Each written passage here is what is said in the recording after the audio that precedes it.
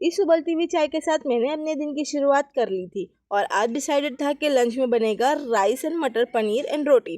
तो ये सबको बनाने के बाद में मैंने सोचा कि जो मैंने ओवर थिंकिंग वाला पार्ट 1 अपलोड किया था उसका पार्ट 2 तो रह ही गया था, जिसमें मैंने बताया था कि हम ओवर थिंकिंग कैसे करते हैं, क्या करते हैं, मेरी ओवर थिंकिंग कैसे होती है, ये सब मैंने उसमें बताया था, आपके साथ शेयर किया था।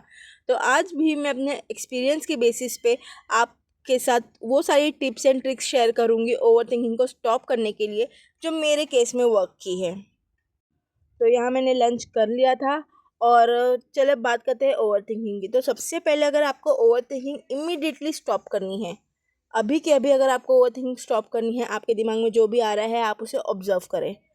जैसे ही आप उसे ऑब्जर्व करेंगे वो चली जाएगी। यकीन नहीं आ रहा है तो ट्राई करके देख लो। ये मैंने कहीं इंटरनेट पे देखा था। आप जो सोच रहे हो उसे ऑब्जर्व करो, वो स्टॉप हो जाएगा। हो गया ना स्टॉप? तो चलो देखते हैं। ये कुछ जार्स थे जो मैंने डीमार्ट से लाए थे अपने ड्राई फ्रूट्स रखने के लिए, दानिया के ब्रेकफास्ट के लिए। तो उसे मैं फिल कर रही हूँ। और सेकेंड थिंग आप क्या कर सकते हो कि आप अपना रूटीन चेंज कर लो। क्या होता है ना, एक ही जैसा सेम रूटीन करने से हमारे दिमाग में वही सारी चीज़ें चल रही होती है और हम रिफ़्रेश नहीं हो पाते हैं। तो सबसे पहले अपना रूटीन चेंज करो। अगर आप जो भी रूटीन है आपका, आप सुबह उठते हो, ब्रेकफास्ट बनाते हो, लंच बनाते हो, डिनर बनाते हो, एक्सेट्रा एक्सेट्रा, बर्तन धोते हो, कपड़े धोते हो, व्हाटएवर जो भी आप काम करते हो, या फिर अगर आप जॉब करते हो, तो अपने रूटीन से हट के थोड़ा फ़न कीजिए, मज़ा कीजिए और अपनी लाइफ को एंजॉय कीजिए। कोई एक्टिविटीज़ कर लो और अपने आप को बिज़ी रखो। बिज़ी रखने का मतलब ये नहीं है कि बस काम कर कर के खुद को पूरा दिन थकाते रहो।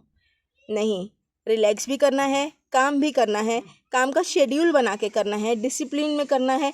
इससे क्या होता है ना कि हमारा दिमाग ऑलरेडी रेडी होता है कि हाँ हमें हमें ये चीज़ करनी है, तो हम उस चीज़ पे ओवरथिंक नहीं करते हैं। और हाँ, ज़्यादा स्ट्रिक्ट बनने की भी ज़रूरत नहीं है और खुद को बहुत ज़्यादा बर्डन डालने की भी ज़रूरत नहीं है। ईज़िली आप सारी चीज़ें कर सकते हो, बस जो कर रहे हो उसको थोड़ा-सा चेंज कर दो, मॉडिफ़ाई कर दो। चाहो तो आप गेम खेल सकते हो, लोगों के साथ नहीं खेलना है, एक्चुअल वाले गेम खेलने हैं। और अगर रात को ओवरथिंकिंग बहुत ही ज़्यादा हो रही है, तो आप एक अपना शेड्यूल बना लो और उस शेड्यूल में आप अल्लाह ताला का ज़िक्र कर लो। कोई भी वज़ीफ़ा या कोई भी चीज़, फॉर एग्ज़ाम्पल इस्तिग़फ़ार, आप सेट कर लो कि आपको 100 टाइम इस्तिग़फ़ार पढ़ना है और आप फिर उसके बाद सोओगे। तो वो जो इस्तिग़फ़ार पढ़ने का टाइम है, आप उसमें इस्तिग़फ़ार पढ़ें। और अगर उसमें भी आपको ओवरथिंकिंग होती है या मतलब आ रही है, तो आप ये सोचो कि आपने कौन-कौन से गुनाह किए थे और आप किस चीज़ के लिए इस्तिग़फ़ार पढ़ रहे हो। तो इससे भी एक ओवरथिंकिंग आपकी जो है वो रुक जाएगी। या फिर एक लेज़ी सी थिंग आप ये कर सकते हो कि जब भी आपको ख़्याल आने लगे, आप अपने आप से कहो कि चलो एक काम करती हूँ, ये वाला टॉपिक मैं बाद में सोचती हूँ, अभी फ़िलहाल मैं ये काम कर लेती हूँ या फिर 1 नींद मार के उठती हूँ। ऐसा करने से आपकी ओवरथिंकिंग बाद में आएगी ही नहीं। तो चलिए देखते हैं, हमने आज बाहर गए थे और बहुत बहुत ज़्यादा मज़े किए। हमने मोमोज़ खाए हैं और बैडमिंटन खेला है और दानिया बहुत ही ज़्यादा मस्ती कर रही थी, हम लोगों को बैडमिंटन खेलने नहीं दे रही थी। तो हमने फिर ये चाय पी है। एट लास्ट हम बहुत ज़्यादा थक गए थे। जैसे बहुत ज़्यादा थकने के बाद चाय या कॉफ़ी आपको सुकून देती है, वैसे ही बहुत ज़्यादा ओवरथिंकिंग के बाद भी हम थक जाते हैं। तो अपने माइंड को रिलैक्स करें, जो भी आपको पसंद हो वो काम कर ले, भले से वो 15 मिनट के लिए ही क्यों ना हो। और अगर ये भी हेल्प नहीं कर रहा है तो एक काम करना, जो भी आपको सिचुएशन दिमाग में आ रही है, आप सोच लो कि इसका वर्स्ट केस क्या होगा, मतलब इस हालत में ये किस लेवल पे जा सकता है। एकदम वर्स्ट सिनेरियो इमेजिन कर लो और ये बोलना, हाँ ठीक है ये होगा ना, चलो मैं देख लूँगी, अब सो जाती हूँ, कल सुबह उठ के देख लूँगी।